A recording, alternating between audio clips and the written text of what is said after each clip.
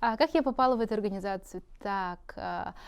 Дело было так. В общем, Юра мне предложил стать ведущей. На самом деле я сразу согласилась, потому что все-таки я с детства была заинтересована журналистикой.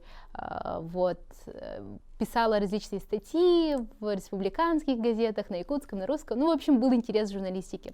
Поэтому из-за такого большого интереса, скорее всего, я согласилась. И на самом деле я ни капельки не жалею. Это на самом деле очень крутой опыт. Как я вступил в Сиясу Уфу? Это была ярмарка, не знаю, как она называлась. В общаге никого не было. Я решил прогуляться, зашел к фэн, поднялся на 4-й этаж, смотрел вниз. Увидел эту, миску с конфетами. Спустился, решил, можно ли конфеты. Не знаю, кто там сидел, но там были 2 девушки, и Юра был. Но он сказал, конечно, если подпишешь здесь и здесь, то можешь взять... Можешь взять конфеты. Я подписал. Он мне сказал, что во вторник куда-то надо явиться, но я сказал, окей, а можно еще конфету? Он дал мне одну, и в итоге у меня было 2 конфеты. Вот, собственно, так я и вступил в Сиясу Уфу.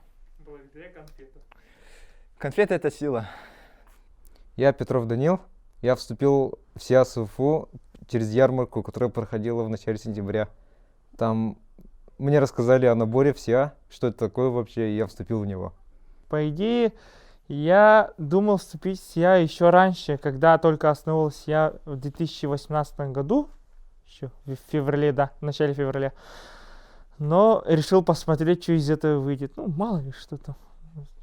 Потом однажды на то ли отчетно выборной, нет, не отчетно выборной, или отчетно выборной. Короче, на конференции СИА я сидел как гость, просто сам изъявил желание, они приняли. Там были все основатели, как Ян, Юра и Айсен. И они все мои друзья. Сидел, слушал их. Потом Юра внезапно предложил мне эту должность секретаря. Он знал все то, что... Он знал, что ему нужен секретарь, он знал, что у меня есть опыт секретаря предыдущей организации, это Интерсфера. Это уже другая история. Собственно, сидел себе, не тужил, потом бац, сказали, пусть вы будете исполняющим обязанности секретаря до апреля 2018 года. Как видите, должность секретаря что-то затянулась. Как я попал в СИА? Это было в 2018 году, да? Да, в 2018 году проходила ярмарка организаций, и я там, я сначала в студотрядах был, как бывший командир. Я там участвовал, я тоже был организатором, организатором. И моя подруга захотела съесть конфету, которая была у Сиясу Уфу, там в миске лежали. Я попросил конфету и записался в набор для активистов Сиясу Уфу. И потом началось мое путешествие. Так. Этой весной меня мой друг познакомил с таким видом деятельности, как видеография. Я ему помогал с его видео в течение этого лета. Потом в конце сентября мы узнали о том, что 1 и 2 октября будет набор в СИА. Нас заинтересовало это, поскольку это потенциальная площадка для развития нашего творчества, и мы решились туда пойти. СИА мы основали в начале 2018 года, потому что подумали что студентам СФУ необходима такая платформа, где они могли бы реализовывать свой творческий потенциал, свои какие-то идеи именно по созданию такого медиа-контента. И положение было подписано 4 февраля 2018 года. Мы вместе с тогдашним председателем, первым это Айсеном Корниловым, и Юрием Борисовым, нынешним председателем, решили открыть было первое собрание,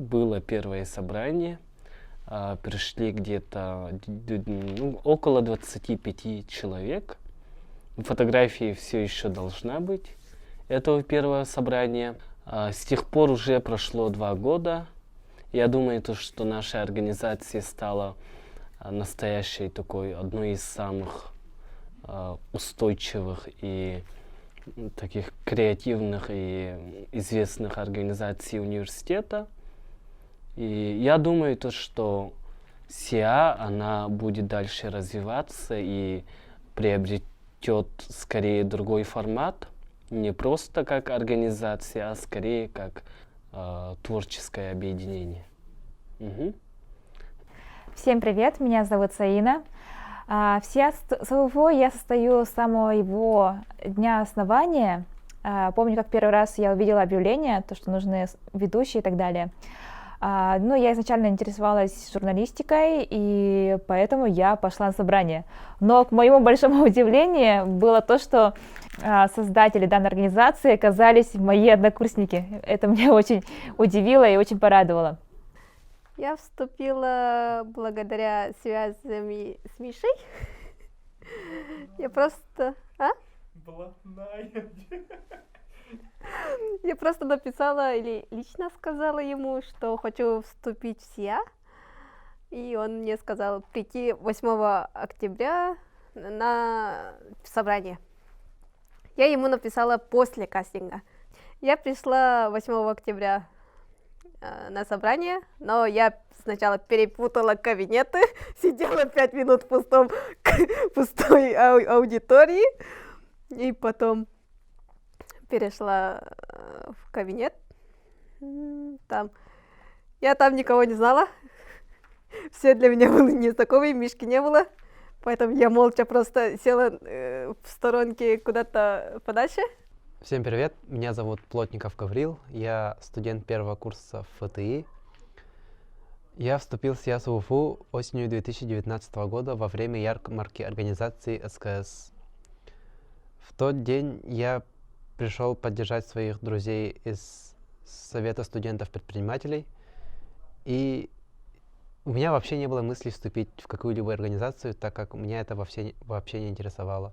Но гуляя между прилавками, я случайно увидел СИА-СУФУ, и мне почему-то стало очень интересно, чем они занимаются, и в результате я решил просто к ним записаться в журнал, чтобы они потом меня пригласили в кастинг на вступление.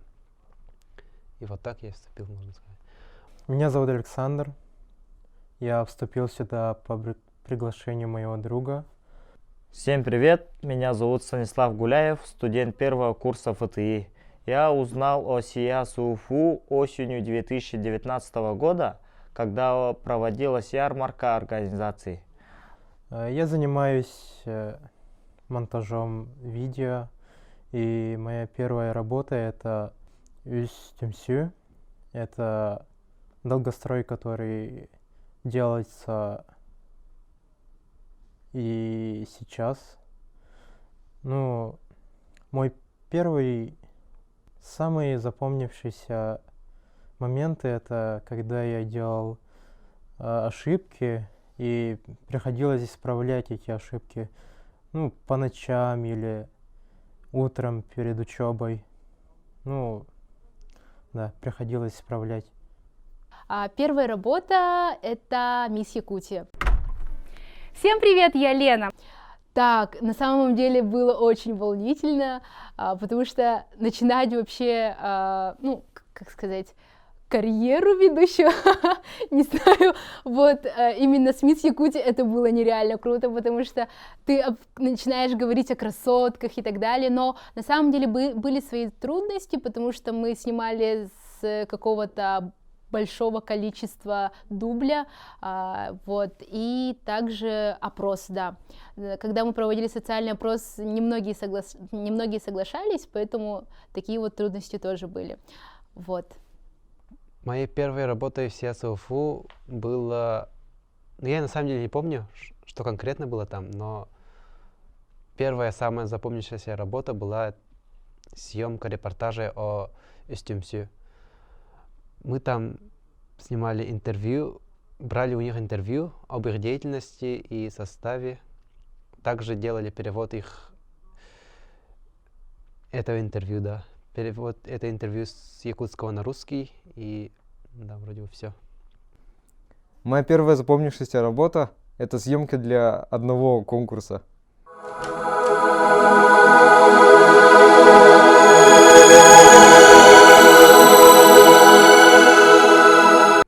Которые проходили в квартире. Первый проект, в котором я участвовал, это был влог студента там, где он должен был выжить на месячную стипендию. Nah, жестко матрица ламар, кири матрица нравится. Как-то он согласился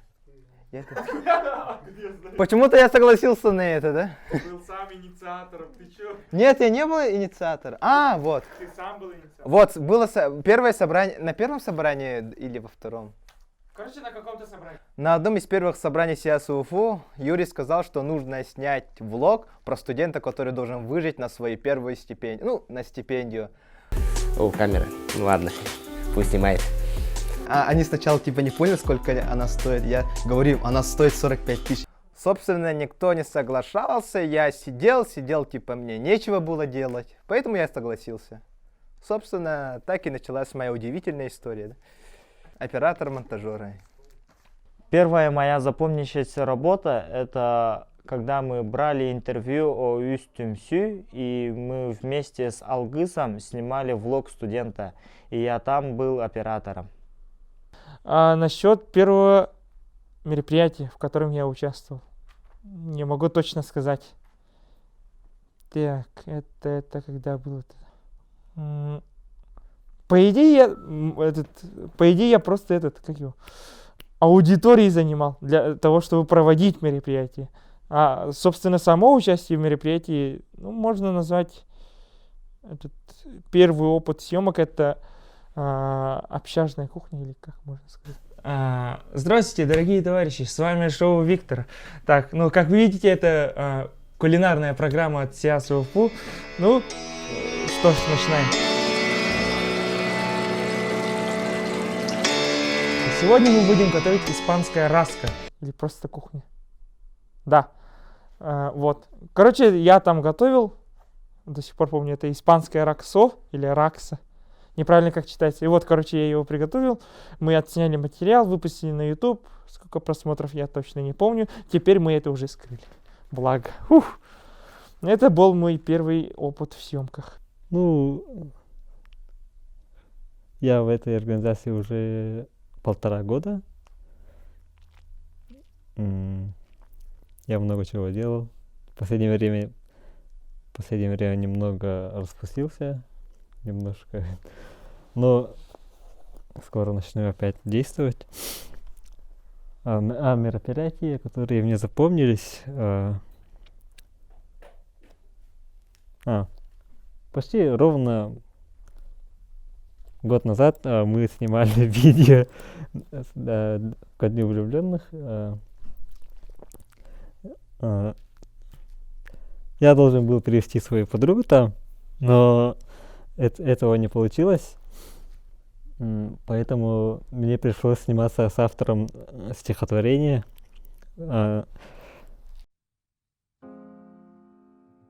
Видишь, я рядом, здесь мое место, ты мой дом. Не веришь? А я докажу, я без фальши тебе скажу, что буду оберегать твой покой, так что сердце свое успокой. Ты больше не один. Смотри, в глазах моих истину прочти. И это было неловко для нас обоих. И можете вот посмотреть наше видео, где мы там снимались. Но из-за этого у меня появился такой близкий друг, как автор этого стихотворения. Мы до сих пор дружим. Скоро год, как бы начали дружить. Вот так вот. После этого, я же летал в Москву как активист СИАСУФУ. Там мы с ней же там ходили по Москве. Ну, было круто.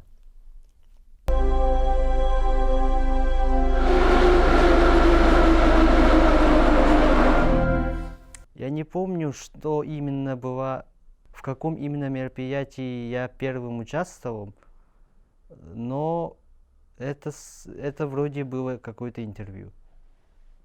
Уже прошло 2 года, и за эти 2 года моим самым успешным медиапроектом было это инклюзивное образование в СФУ.